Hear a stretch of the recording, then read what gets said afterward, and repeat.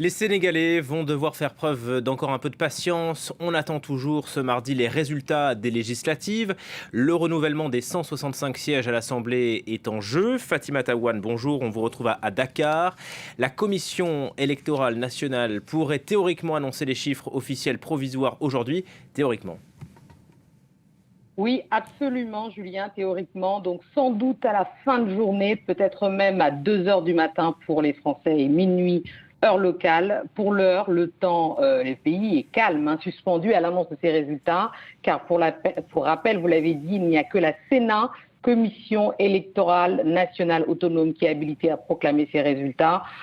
Jusqu'ici, les Sénégalais, mordus de politique et des soirées électorales, étaient habitués justement à avoir à peu près dès le soir même des premières tendances données par les radios libres. Cette fois-ci, c'est sans doute plus serré, la complexité aussi du mode de scrutin qui est en jeu. Sachez qu'une partie est au scrutin majoritaire, l'autre proportionnel. Il y a en tout, par exemple, 46 départements au Sénégal et depuis lundi, 25 d'entre elles ont fini et déjà remis leurs chiffres et les commissions départementales ont jusqu'à minuit ce soir pour tout rendre et la commission électorale nationale autonome a déjà annoncé qu'elle donnerait ses résultats officiellement vendredi, a priori.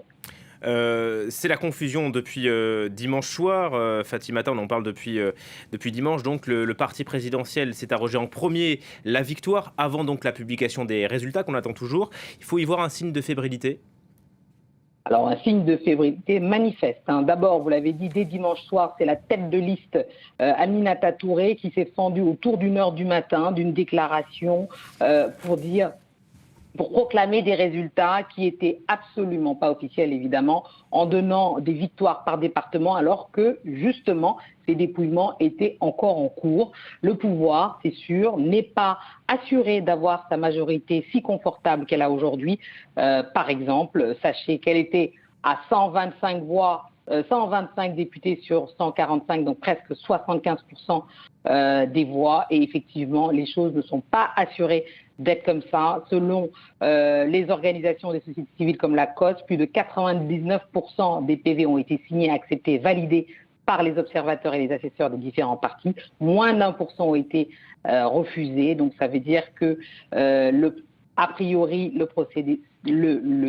l'élection s'est déroulée d'une façon assez sincère pour l'instant, mais on attend les résultats officiels pour savoir effectivement qui de l'opposition ou de la majorité va avoir la majorité à l'Assemblée nationale. À très bientôt donc, Fatima Tawane, depuis Dakar, envoyé spécial France 24. Merci à vous.